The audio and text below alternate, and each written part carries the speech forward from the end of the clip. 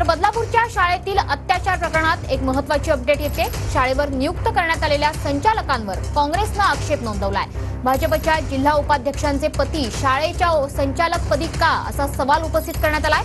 काँग्रेस नेत्या राजश्री भालेराव यांनी हा सवाल उपस्थित केलाय।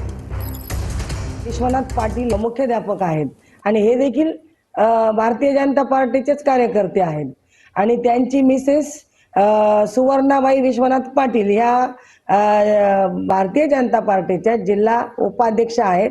आमचा कोणाचाही विश्वास नाहीये, कारण की ऑलरेडी हे सर्व गुन्हेगार लोक आहेत। आम्ही विनंती करतो की विश्वनाथ पाटील यांना तिथून हटवावं आणि जो व्यक्ती कुठल्याही राष्ट्रीय पक्षामध्ये ज्याचं कुठलंही पद नाही किंवा कोणत्याही त्याच्यामध्ये एक निर्दोष असा व्यक्ती त्या शाळेवरती संचालक म्हणून नियुक्ती करावी।